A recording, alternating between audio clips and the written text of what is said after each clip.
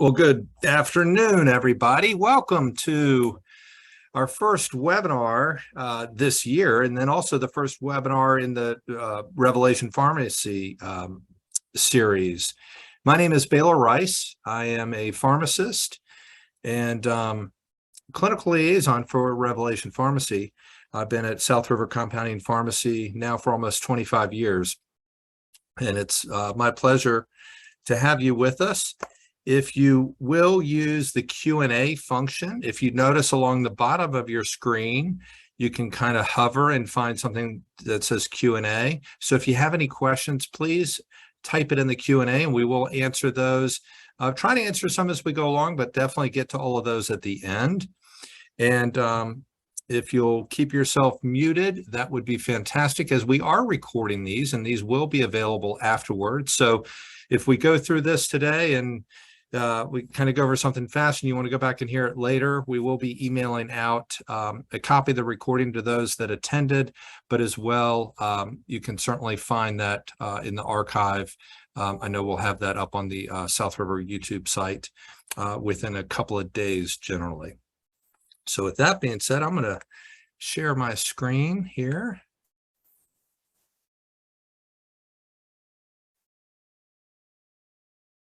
And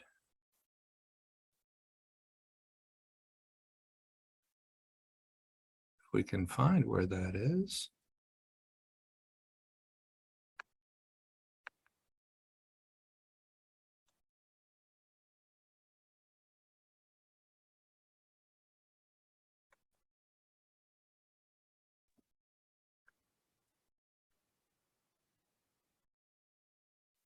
All right, excellent. So right now you should have hopefully up, Tara, everybody seeing the beginning page to that. It looks good. All right, excellent. So with that, we will go ahead and get started. So welcome. Today we're going to be talking all about CBD. We're going to go over Delta 8, Delta 9, as well as THCV. So a little disclaimer, there's a lot of information here that we're going to go over today. And so to kind of get this all into an hour is going to be really tight. So not going to try to go over really we could kind of subdivide this and really probably take an hour just on Delta 8, Delta 9, as well as THCV, and then an hour plus just on CBD. So I say this just so you realize that I'm not going to be able to hit absolutely every nook and cranny today. So again, that's if we can follow up with something with you or answer questions specifically, happy to along the way. So with that being said, so these beginning ones we're going to go through rather quick, but I want to kind of bring you into kind of some deep thoughts on things. So my background, for those that are new, I'm a pharmacist. Grew up in the pharmacy world. My dad with his partners had about 10 different pharmacies all over the state of Virginia. So I grew up going to pharmacy conventions and everything else. Did my undergraduate in chemistry and biology, went to pharmacy school here in Virginia at MCV. Got out, worked in a couple of the stores, and realized really pretty quick, we're not fixing anybody. It's really kind of more Band-Aid medicine. And that's what got me into both compounding as well as natural medicine. And that's really what opened my eyes up to using the power of plants. So I want to kind of take you through some thought processes here for just a minute. So plants have certainly supported life on this planet for thousands of years. It certainly provides nutrition that we eat.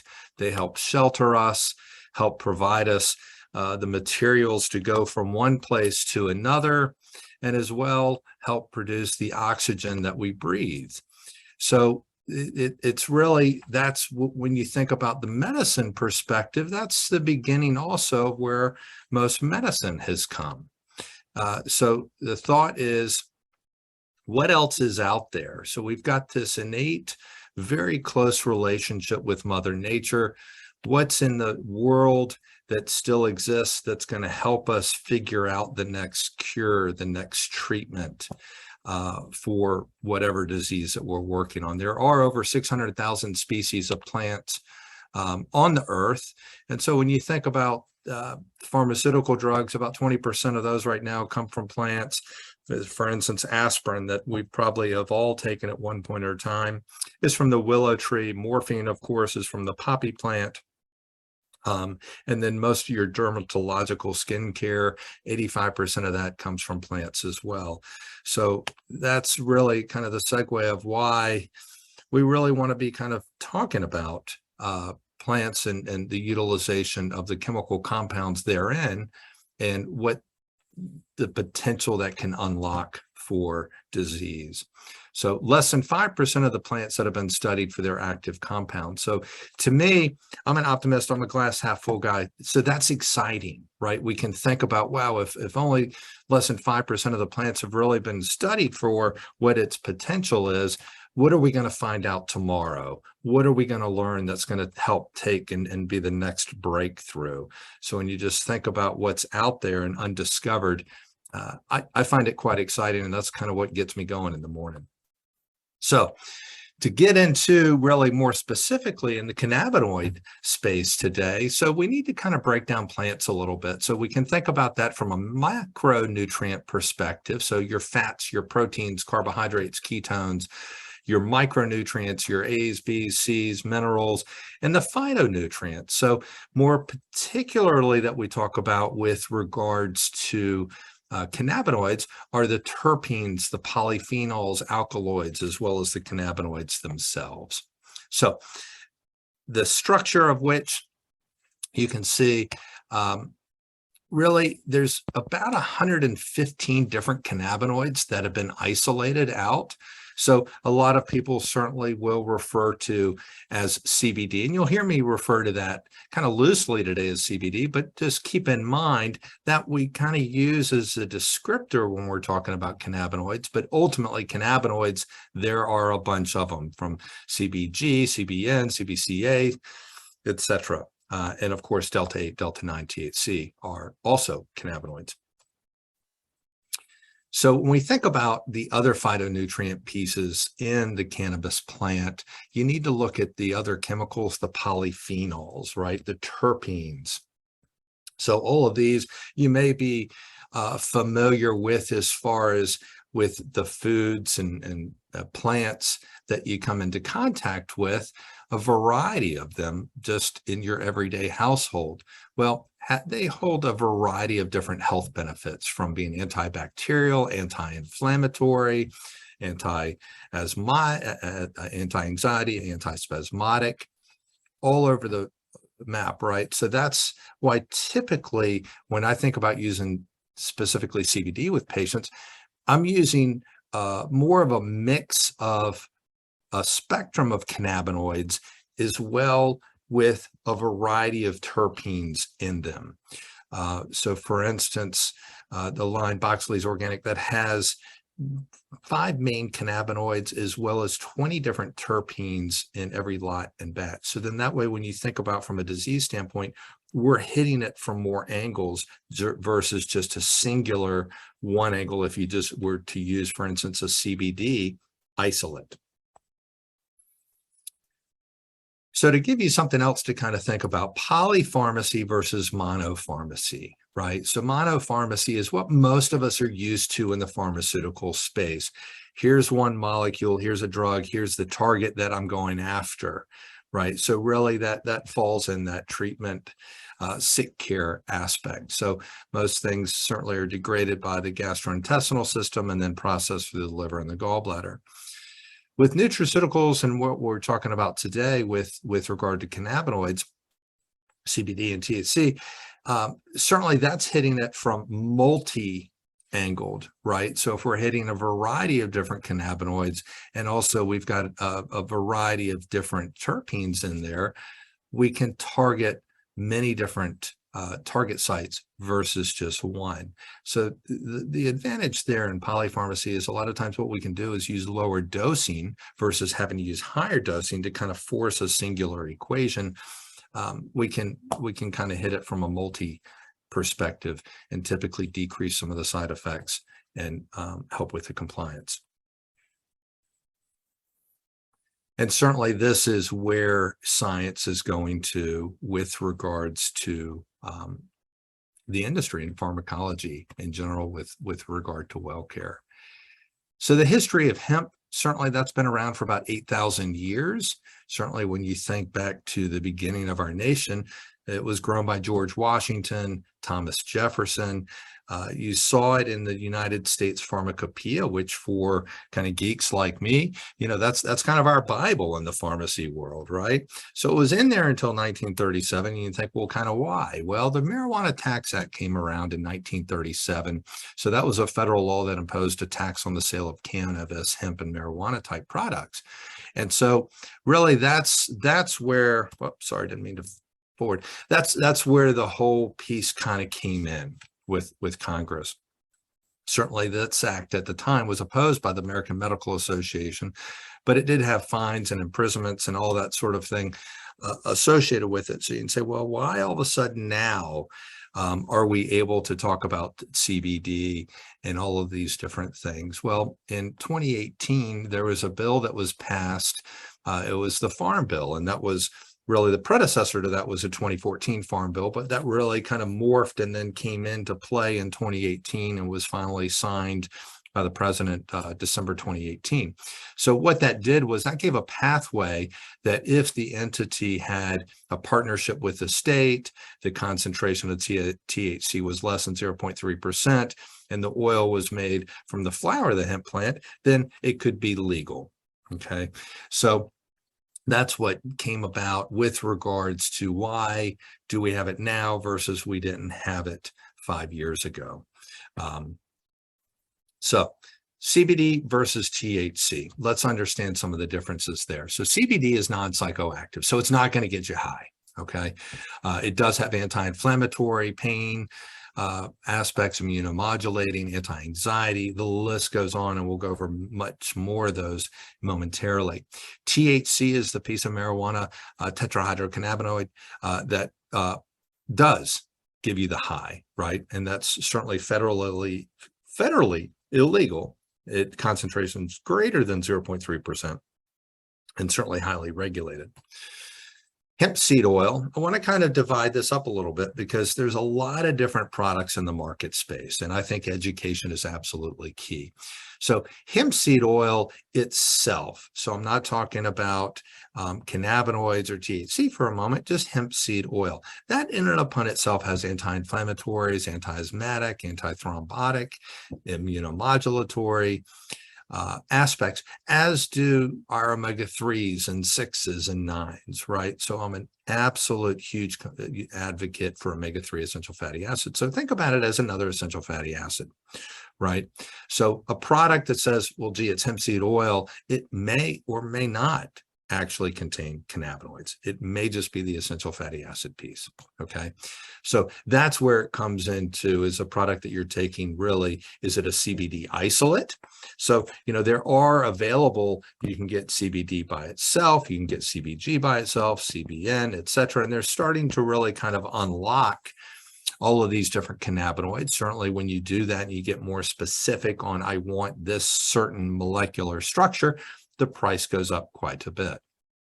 So terminology, CBD isolate. So if it's an isolate, if it's a singular thing, full spectrum is a combination with also up to 0.3% THC, right? And then of course, broad spectrum, generally you're going to find a variety of cannabinoids and then a variety of terpenes, but typically broad spectrum shouldn't have any THC in it, okay? Whereas full spectrum does have a variety of cannabinoids, does have typically some terpenes, some companies more than others, but that's where you're going to have the THC piece up to 0.3%. So by that, if you need to be exposed to a drug testing, certainly that's where we're going to fall back and say, okay, go to broad spectrum with a 0%. So that takes that chance of popping positive off the table. So the entourage effect was really introduced by one of the researchers, Raphael Mechoulam, many years ago. And that's where if you bring the concept, if you bring a variety of these compounds together, then you kind of get more of a synergistic effect, if you will. And that's certainly where we're looking at and where science has led us. So when you break this out a little bit, you can see here CBD, CBDV, THC, CBDA, CBC, CBG, THCV, etc. And many of the different ailments and pathways of which that's kind of hitting, right? So cannabinoids can do an awful lot. So this is where science is depending what you're trying to treat, then we can get more specific if we need to. But for the vast majority right now, for the most part, we'll do either a broad spectrum or full spectrum. So we can kind of hit more of that puzzle, if you will. Now, what's interesting, when I was in pharmacy school, certainly I wasn't taught the endocannabinoid system. So in us, we have something called the endocannabinoid system. So this is responsible for homeostasis of really a variety of pathways and systems in the body. So what's interesting is cannabinoids hit over 220 systems of the human body. I don't know any other drug or molecular structure that hits that much. It's a ton. So CB1 receptors are going to be more oriented with the brain, the lungs, the vascular system, GI tract, reproduction, and CB2 is going to kind of be more bones, skin, spleen. But both, we have in us endogenously, head to toe, both CB1 and CB2 receptors. And a couple of those endogenous endocannabinoids, if you will, 2-AG, and anandamide. And that's really what's activated, especially for kind of the more long distance athletes. If someone says, well, gee, I hit a runner's high, which generally you kind of hit after that 6 or 7 mile mark, that's what you're really activating is your endogenous endocannabinoid system. So levels do fluctuate, right? So with levels fluctuating, we've got our environment, genetics play a role, the medications we're taking, stress, lack of sleep, our diet, being overweight, which of course the increase in the fat mass in the US population as well as global is rising by the day.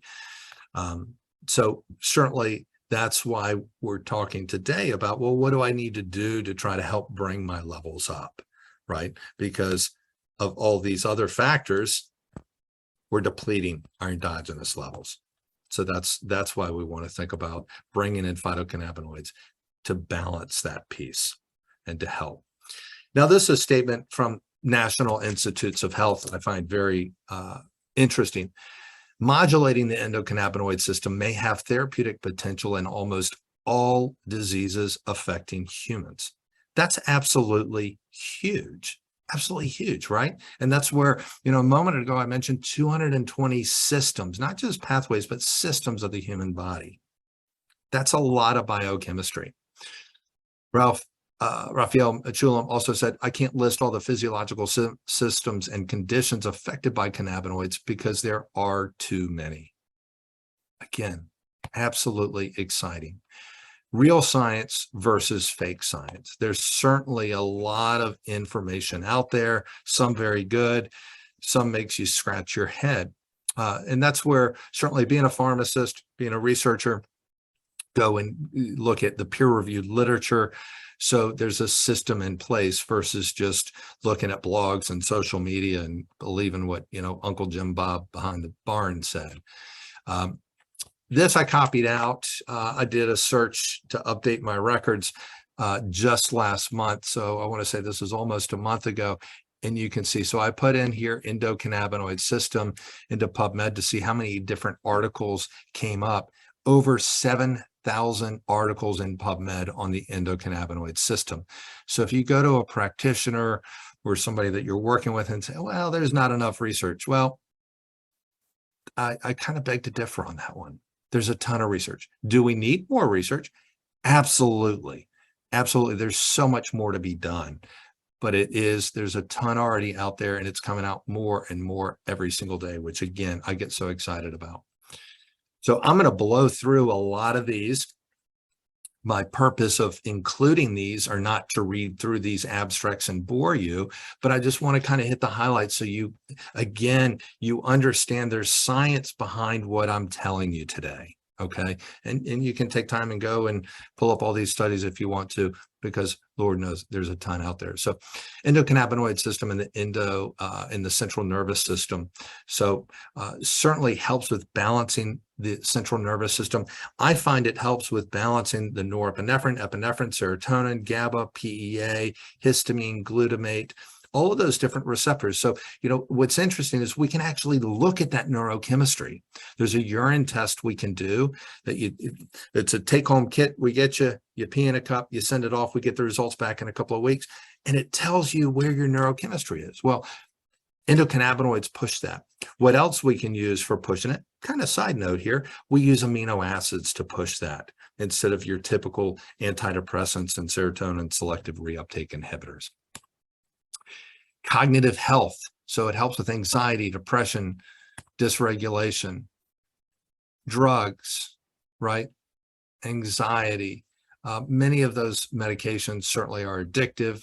Many of them can affect judgment, cognitive function, etc. So what's nice is endocannabinoid system balancing that can help. Blood sugar balance, right? In part, I think part of the reason why it's doing that is cannabinoids do an amazing job of decreasing inflammation. So when you think about blood sugar being off, you've got the cell, you've got the nucleus of the cell, the mitochondria, which is the engine.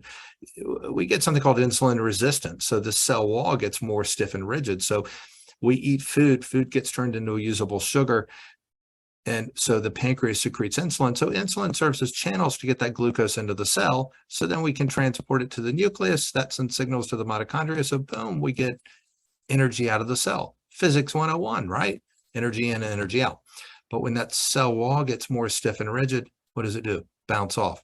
Insulin resistance. The cell wall is resistant to the insulin coming in to serving as a channel to get glucose into the cell. So what's cool is we can really take it to a cellular level. Addiction.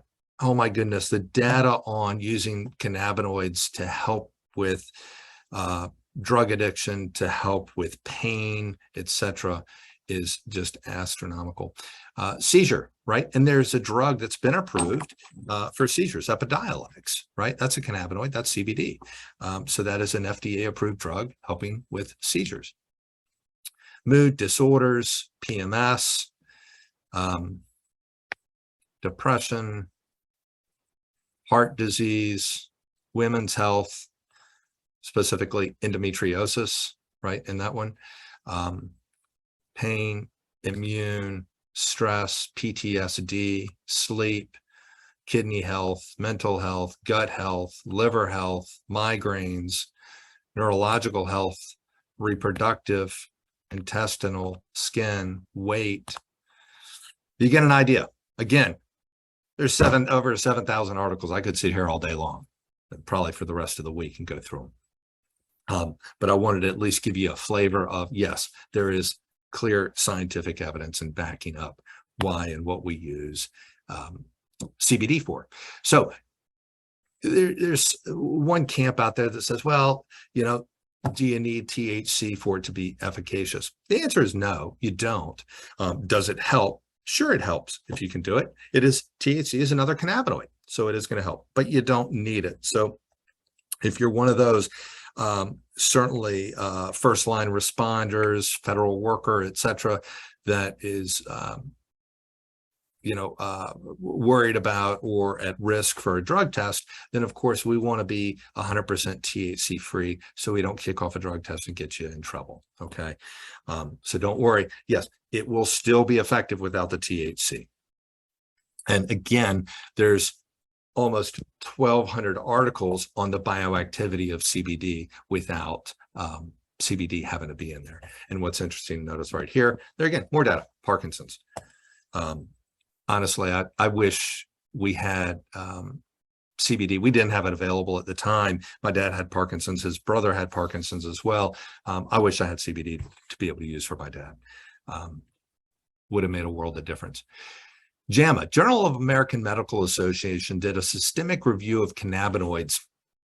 And what was their finding? Their finding was that high quality evidence for marked pain relief. There was a meta-analysis of the National Academies of Science, Engineering, and Medicine.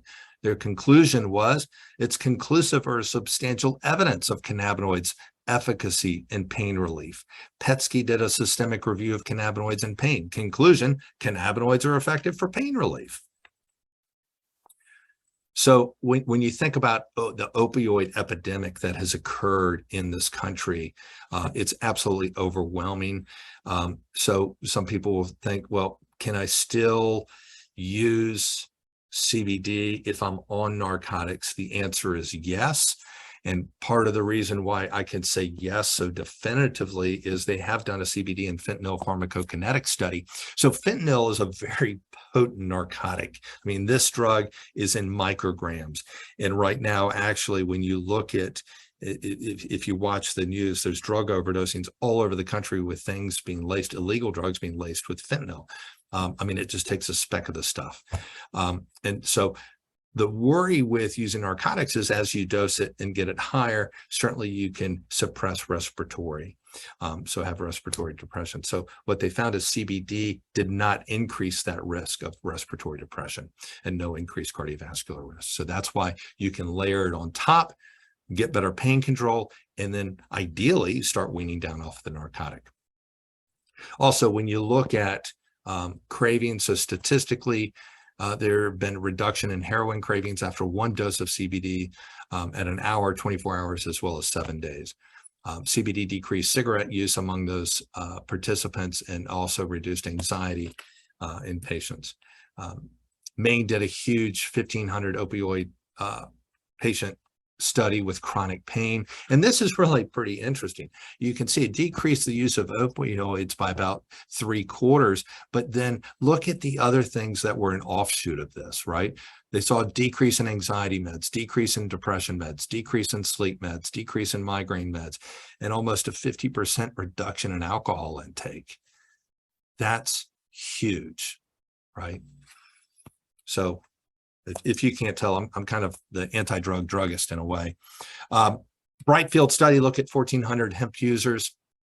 And the key takeaways, very similar to what I've already said, right? 84% said extremely effective in reducing their clinical symptoms. 42% substituted CBD completely and eliminated use of traditional medicines. 69% said more effective and much more effective than OTC products they've tried, and 56% reported the same over prescription meds. 90% said they'd buy it again.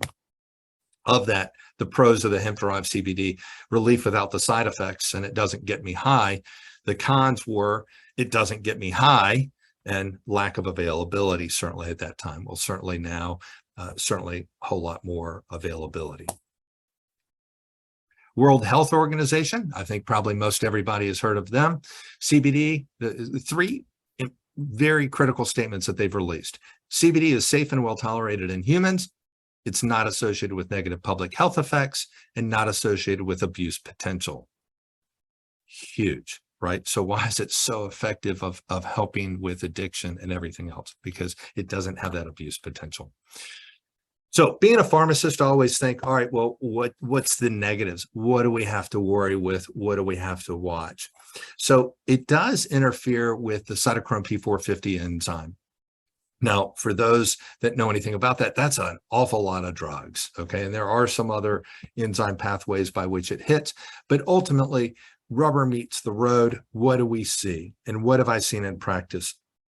I've been using CBD now with patients for a solid 4 years. And so the two main categories of drugs that we have to really caution on are really blood thinners and anti-epileptics. Okay. Now, does that mean it's an absolute contraindication? No. It's not a contraindication. I still use it with those patients, but we titrate the dosage up very slowly and we watch. Okay. Now, what's interesting, you may be saying, well, gee, it's used, interacts with anti-epileptics. Kind of let's think more about that pathway, because Baylor, you said there's a drug on the market space called Epidiolex, which is CBD. So what kind of gives there? So ultimately, what you'll find is by pulling CBD in and increasing the dosage, most of the time I find with my patients, we're able to decrease their seizure meds. And have I necessarily found it to affect blood thinners? The answer is no. But again, I'm very conservative. I start slow and go slow. And I think the reason why I don't see issues with it really, and this is certainly in the literature, but in the literature also, when they're looking at dosing, they'll dose CBD up to 500, 600 milligrams.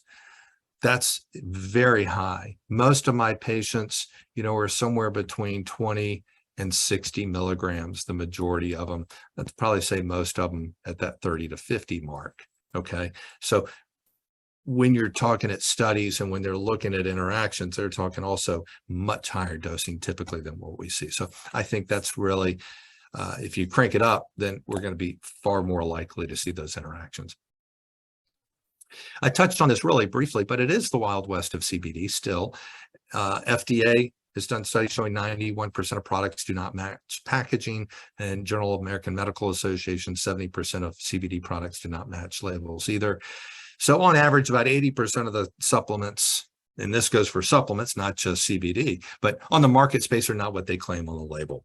That's why as a pharmacist, I'm very, very particular about the companies I deal with. I tour the facilities, I deal with the companies, I tour their facilities, I look at their labs, I look at their C of A's. Why? Because if I use a product in a patient, and then when we go to do follow-up, I want to be able to assess at the follow-up properly. So if the patient's not getting the response that were intended and anticipated, then I don't have to wonder, well, I wonder if they got a bad batch or a bad lot. I know, well, did we dose it? I know. Did you take it? Did something else happen in the meantime, right? Is there something new in your case that popped up? So it helps us get to the root cause of what's going on. Okay. A little bit of fun, levity. Boxley's Organic would like to remind you, not all CBD is the same. Certainly for those that have followed the Karen memes out there, you said CBD would work. And the little cat, you bought it from a gas station, right?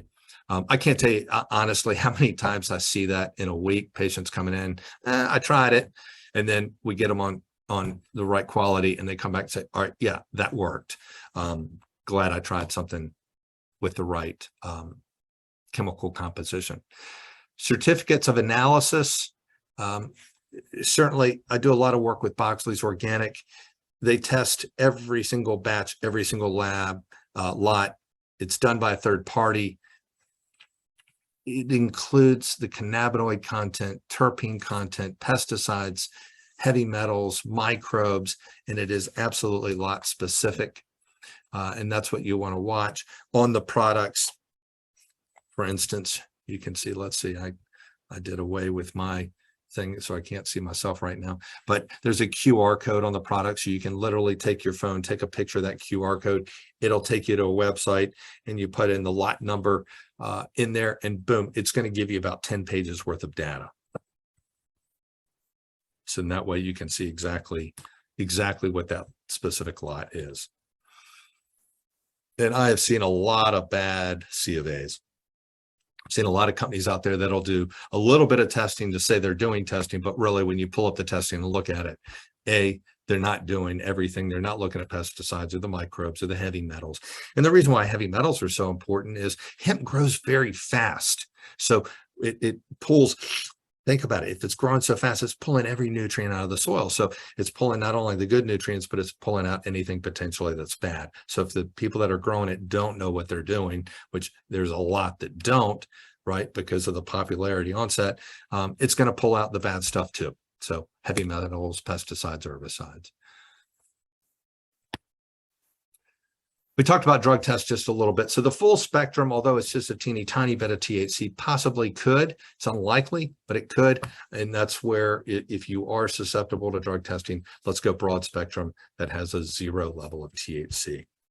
There again, using a company that we know what it is. Okay. Have I had patients come in that bought it from who knows where? And had this lady once, her son graduated from college and went for his job interview, and he got the job, and then they did a drug test and he popped positive. Well, he was taking a product that he thought was THC free, but it wasn't. So those stories do happen. So let's get into the fun stuff, right? So, what do I do? What do I take? What are my options that I can do? So tinctures, I'm a huge fan of tinctures. Why? It's really a very cost-effective way to take CBD. So, it isn't a dropper bottle. So you just, drop it. And ideally you want to put it underneath the tongue and do what we in the pharmacy world called sublingual absorption. Let it sit underneath the tongue for about a minute.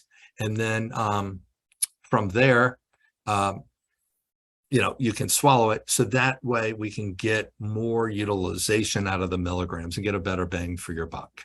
Okay. Now, is available in a variety of different strengths. So for instance, right here, I've got, a 900 milligram bottle.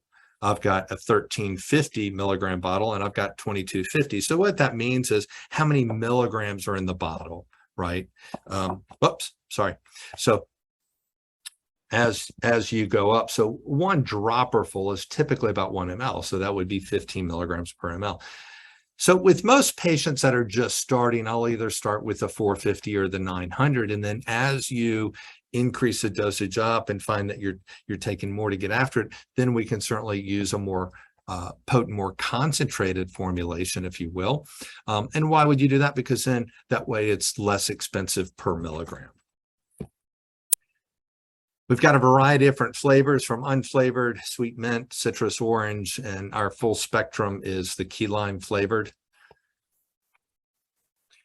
Also available, certainly soft gels. Now, these soft gels use a water-soluble CBD.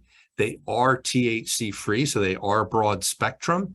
And so it's nano-emulsion. So a lot of times why that's important is because, for instance, with the tinctures, we can get that sublingual absorption.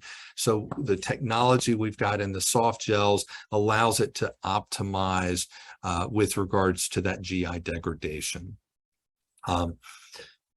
Also, there's a nighttime formula. So the nighttime formula has 25 milligrams of CBD. It also has an additional cannabinoid called CBN. Why? What we found with CBN is that cannabinoid is a little bit more specific to sleep. So that does a very nice job. And then it has 3 milligrams of melatonin. Now, a quick caution on melatonin. I like melatonin. I use melatonin a lot. I'll use it pediatrics all the way to geriatrics. It is a hormone that's secreted by the pineal gland. We do have decreased secretion and production as we get older. So the older we get, the more likely it is that we're going to need more of it. However, the one side effect with melatonin that I've found in a very small percentage of the population, it's not huge, but it is enough. And I see it for, once or twice a year, that I still caution everybody on it, that it can cause night terrors. Okay. So if it does that for you, then avoid it. Okay.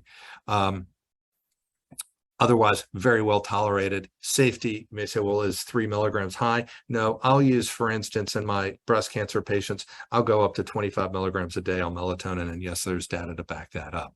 So 3 milligrams is very effective. It works. It's what we need. We don't need to necessarily push it higher than that.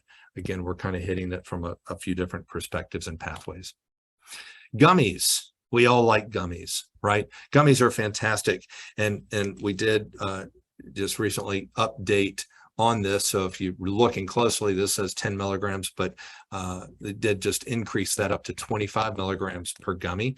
It is a strawberry lemonade. It is broad spectrum, so it is 0 THC.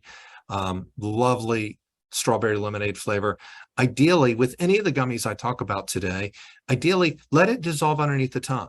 They taste fantastic. You're going to want to just sit there and gobble them up, but let it dissolve underneath the tongue, again, so you can optimize and get sublingual absorption. Another nice thing with gummies, I deal with a lot of patients that are extremely sensitive. So with the gummy, you can cut it in half. You can quarter it. So it's okay to start with a little and titrate the dosage up. Sleep gummies, very similar to our soft gel formula.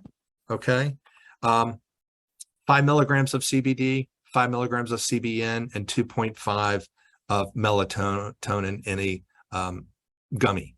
So for those that, I take enough pills, I want gummy. And that's what I'm seeing.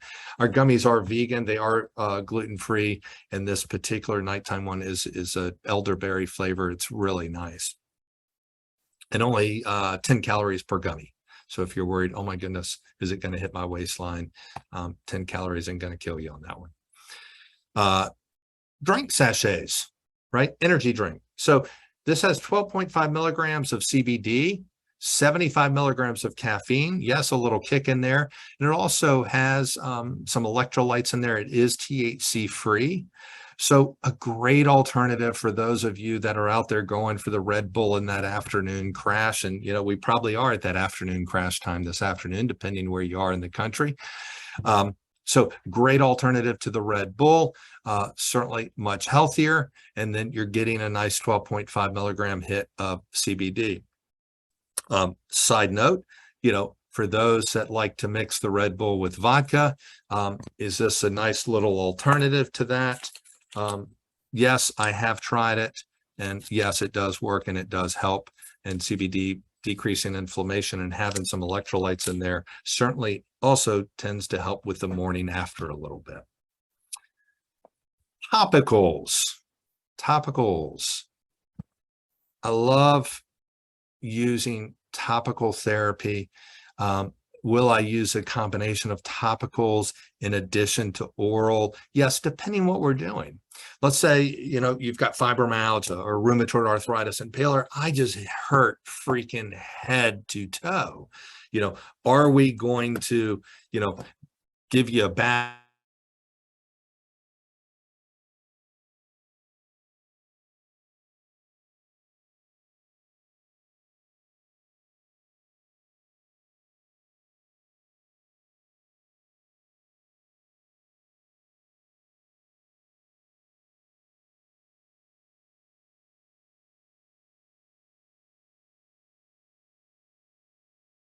in the CBD?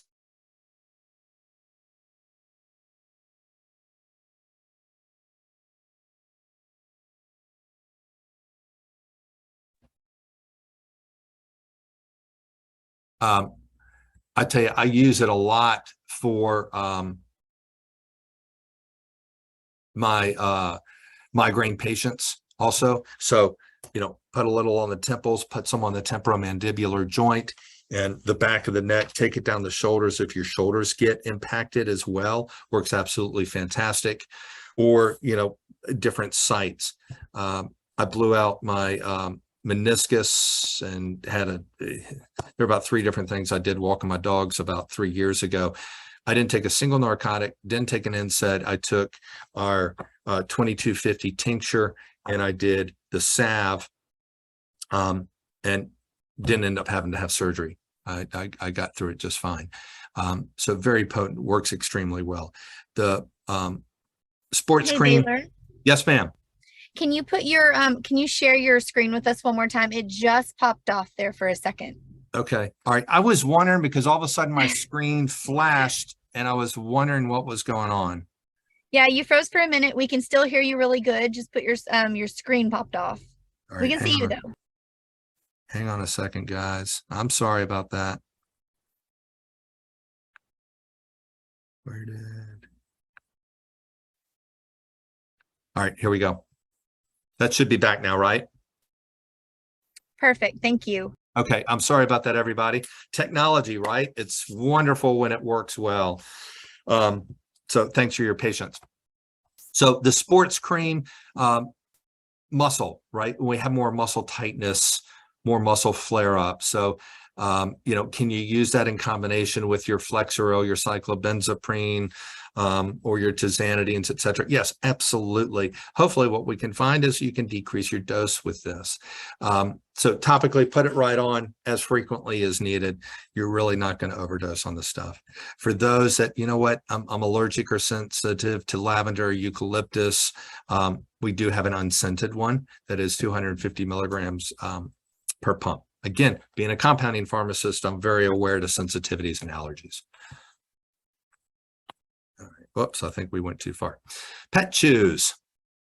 So I'm an animal lover. I've got 3 dogs and a cat. So on here, that's my Beatrice. She's our Coton de Tulier. This is one of my Newfies. I've got 2 Newfies, Darla and Margot. And around the side of this is our cat Agnes. You can't see it on that side right now. But I share that with you just so you understand. I do practice what I preach, absolutely. So our pet chews, 2 milligrams of CBD per chew. They're beef flavored. They are Agnes, Darla, Margot, and Beatrice approved. Absolutely. For our tinctures, we used to, I'll tell you, we used to label a separate one for pets, and honestly, it was the exact same as our unflavored. We just put an animal on it. But I went away from that just from batches and that sort of thing. So really, for the pets, use our unflavored, and we can kind of titrate the dosage up there.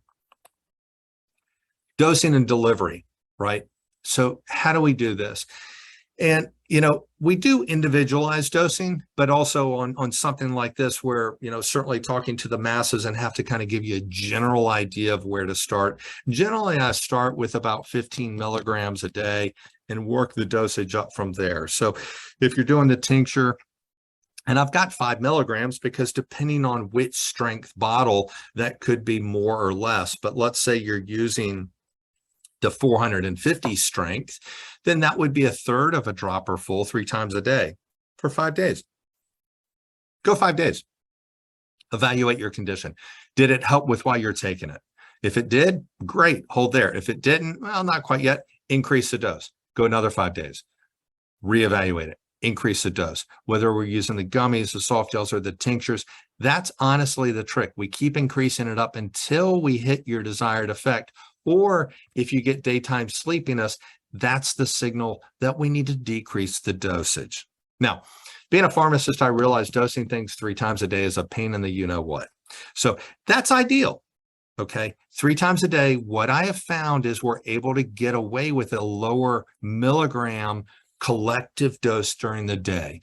But if you're one of those, Baylor, I'm not going to do 3 times a day. I can do it twice a day. That's fine. Take that dose, divide it up twice. Just note we may have to go a little bit higher. Or if you're one of those people that, hey, you know what? I'll do it at bedtime and that's it. That's all I'm going to think about. That's fine. Just shove it all in then and dose it once at bedtime. Gummies, typically we'll start with half a gummy. And then again, similar type of thing. Go about 5 days, see how you are, and then add another half. Go another 5 days and add another half. Kind of titrating that up, right? Same with soft gels, topical salves. Apply it as needed. What's going to happen there is you're going to wean yourself off the topicals, because what happens when you're in pain, you're thinking about it, you want to do something. So then let me put some on. When you're not in pain, you don't think about it, you don't do anything about it. So inherently, you wean yourself off. For the dog treats and using tinctures, I've got it per milligram for you for, pounds, because the difference, for instance, of my Catan of Beatrice, she's 25 pounds. Darla is 150 pounds. I'm not going to give each of them just one treat, right? Darla is going to get a handful of treats. Beatrice is just going to get one little treat. And of course, depending what we're trying to do for her. And, for dogs, anxiety, separation anxiety, traveling in the car, thunderstorms, pain, inflammation, ACL tears that we see in the dogs all the time, right? So lots of different applications. Right. So now let's get into Delta 8 a little bit. So think about Delta 8. When you think about the cannabis plant, you've got marijuana, and then from there, you also have the hemp plant. So Delta 8 is coming from the hemp plant. Compare that to the THC. So it's Delta 8 THC. When you compare it to the THC in the marijuana plant, you've got Delta 9. Now, we are going to talk about Delta 9 gummies in just a minute. And what's the difference? So Delta 8, think about it, a lighter version of Delta 9. So it's lighter. It takes a little bit longer to hit you, and it doesn't last as long, okay? So it is very smooth from that perspective. Where I use a ton of Delta 8 is for my sleep patients. I've got hundreds of women in their 90s on Delta 8 that never smoked a joint in their life, didn't do any illicit drugs, but honey, I need something to sleep, and I've tried everything. What do you have to help? Well, would you be open to this? They try it, and I'll tell you, they're in every 30 days for a refill. Why? Because it doesn't last in the system. It's out by the morning. So you wake up, ping, ready to go. You don't feel foggy and hungover. What's beautiful about the gummies, and I think you can kind of see through here just a little bit, it's about 1 inch by 1 inch and maybe a 1/4 inch thick, right? So take a knife, quarter it, start with a quarter, let it dissolve underneath the tongue. There again, as with the CBD gummies, let it dissolve underneath the tongue, get sublingual absorption.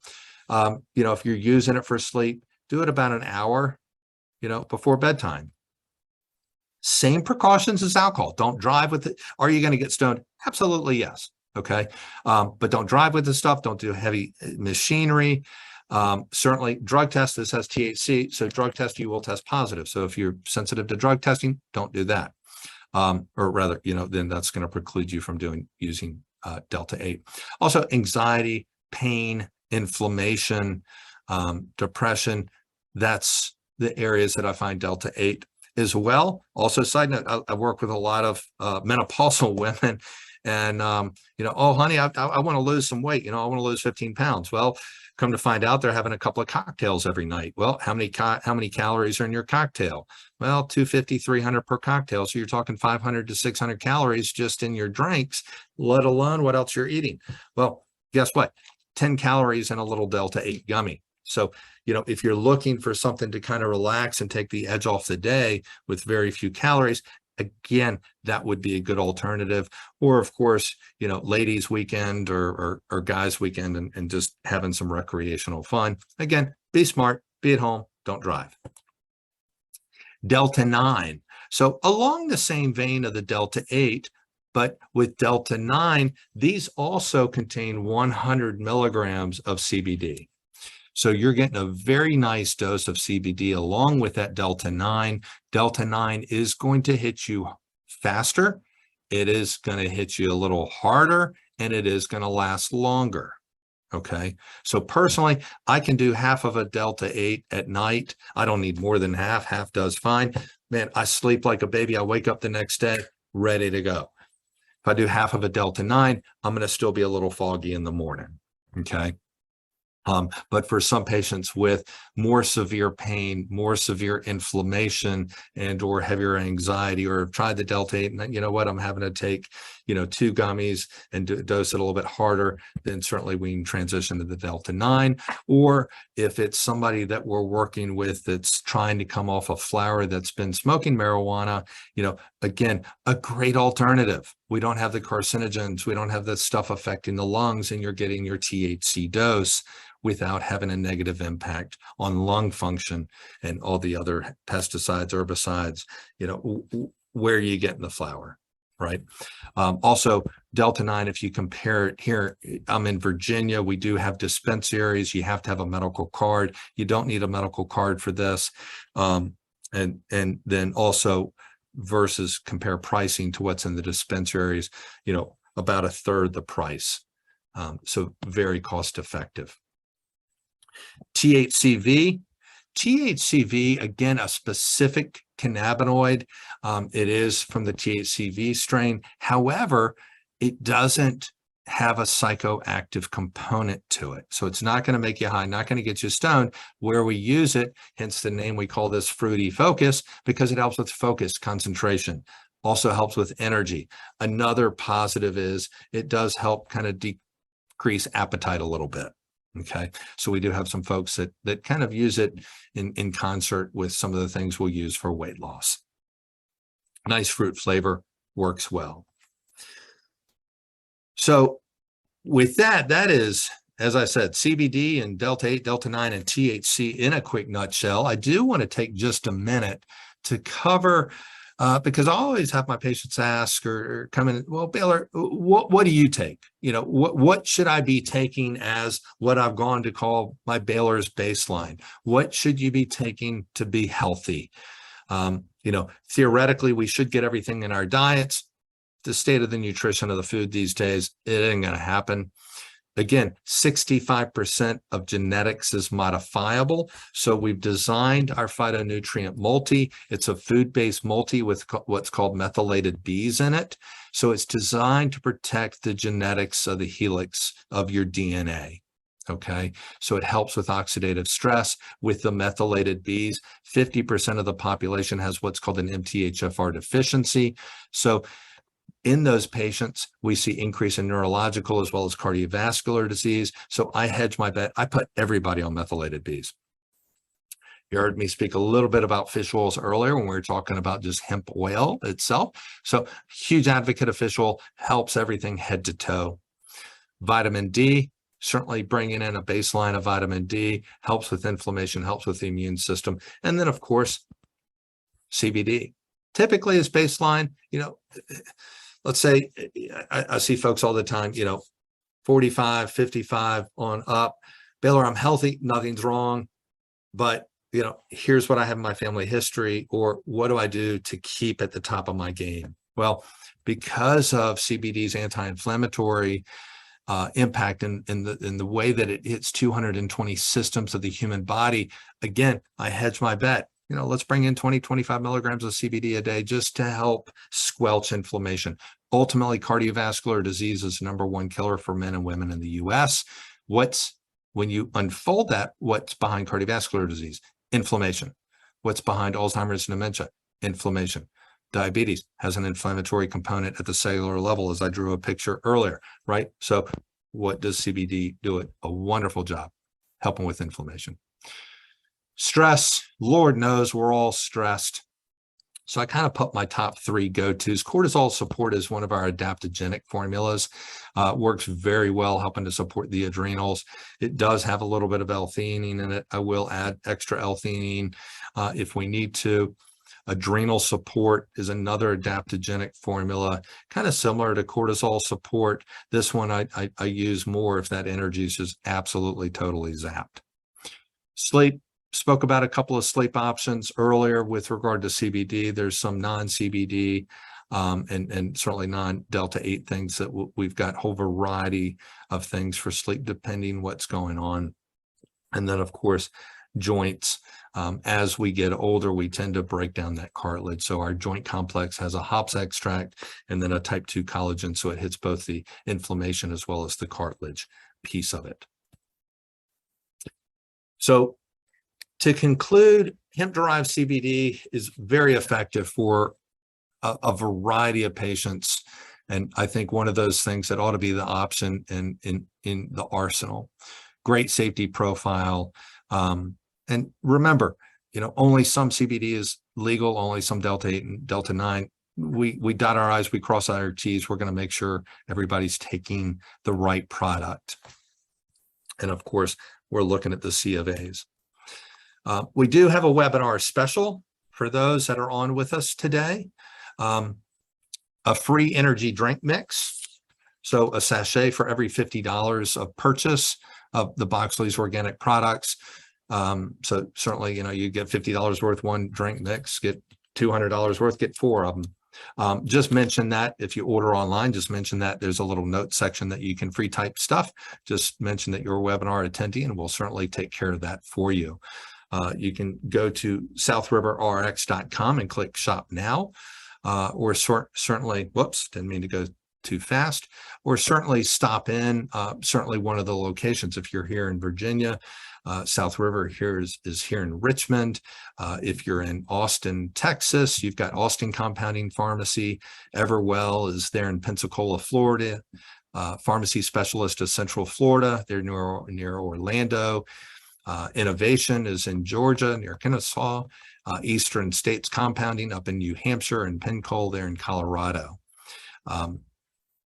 So with that, certainly, if what you heard today, a great call to action, let me get started, stop in one of the stores, visit our website, and we can get an order out for you really quick. Or if it's, okay, you know what, I'm a very complex patient, I'd really like to set up a consultation. Certainly you can email Allison. She is our patient care coordinator. You can reach her at patientcare@southriverrx.com. And she can give you all the information to set up a consultation. We go over lifestyle, allergies, sensitivities, medications, supplements, symptoms, any particular labs you have, and come up with a very specific protocol for you. So question and answer. If you've got any questions, please type those into the Q&A section. I know we've got one in there that I'm going to get to in here in just a second. I do want to let you know that our next webinar is going to be November 9th at 2 p.m. That's going to be on supplements and nutraceuticals 101, an overview of what is available. You can click the QR code and that'll bring up a registration form, or you can type in that URL and that'll also bring you so you can register. So with that being said, let me click. The question was, I thought Delta 8 was banned in Virginia. The answer to that is it was very close to this summer, but it's not.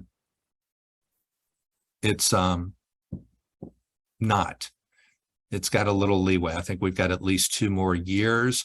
There was legislation that was going to ban it. That wasn't signed. The governor went and redid some legislation, but that didn't pass.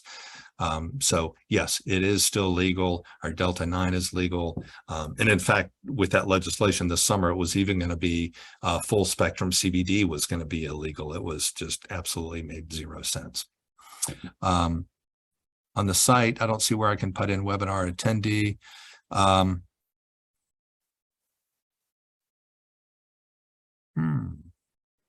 There should be a little notes section or something. Otherwise, Aubrey, I got your name in there, and certainly we've got a list of attendees, so we'll make sure you get taken care of. Don't you worry. Do the topical products have any general health benefits for skin health beyond pain relief? Yes, absolutely. Especially the salve.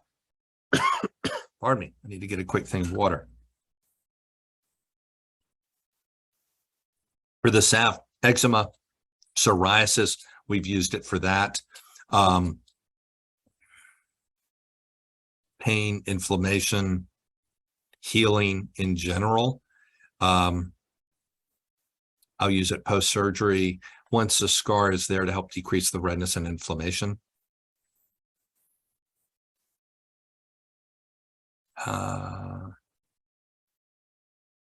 Question is, I run our CBD department at an independent pharmacy in Pennsylvania. Do you know if Delta 8 is able to be sold in your store?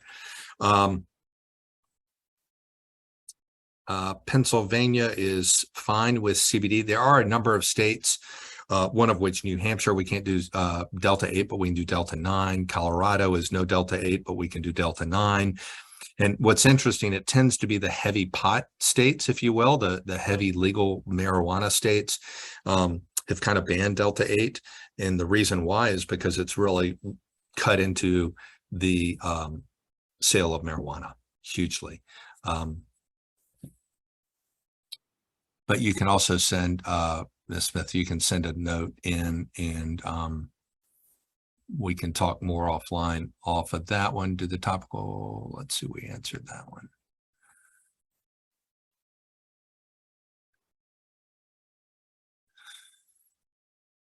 All right, folks. Any other questions? I'll give it another minute or two if anybody else wants to type in any other questions. I do want to thank everybody for your time this afternoon. We work hard at trying to keep things to an hour for you because we certainly value your time. And thank you for spending the afternoon with us. Again, it will be recorded. So if you're watching this at a later time, certainly know that, you know, we're always here to help. We've got a very educated staff, and the whole idea is to make a difference. We want optimal health. My goal is, you know, I go like a banshee. Anybody that knows me, works with me, knows that I go like a banshee, and I want to go hard until the day I die. Ultimately, I want to die later rather than sooner. So what can I do to increase that and increase quality of life, but also push back the end point? So that's what I'm going to do for you, unless you tell me otherwise. A question, interested in appetite suppressing, should you come in and talk? You don't necessarily need a consult. You can just order it right online. Certainly, if you want to come into one of the stores and talk to somebody, certainly happy to speak with you. Otherwise, I would start with half a gummy, half the THCV. Do that later in the day. If you need to do the other half, do the half. Again, I always kind of start conservative. Some people are going to go all in and say, hey, let me just go ahead and start with a full gummy. That's okay.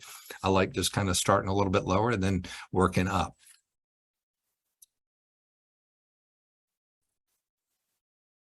There's a question about, do you recommend the Boxley's brand above others in your store? I've tried a few other brands.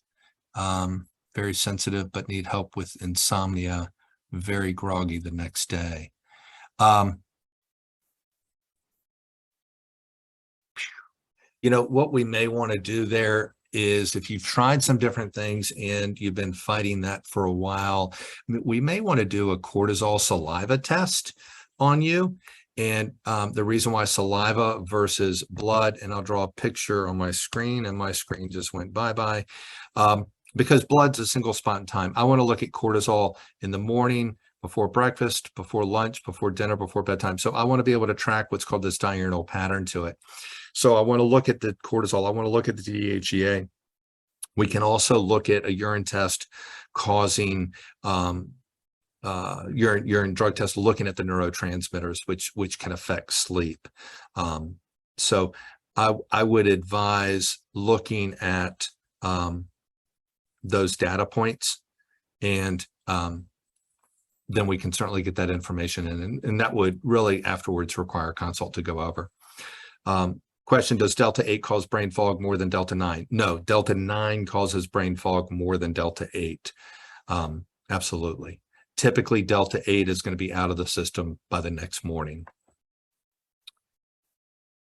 Question is, how do you set up a consult? So go on this last page. We've got patient care at southriverrx.com. Email Allison and just let her know you'd like to set up a consult, and she'll get all the information to you and tell you how to do that.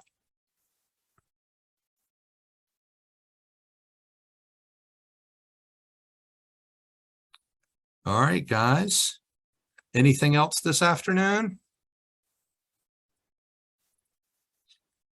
All right, seeing none, we'll go ahead and call it. Again, I want to thank you all for your attention this afternoon.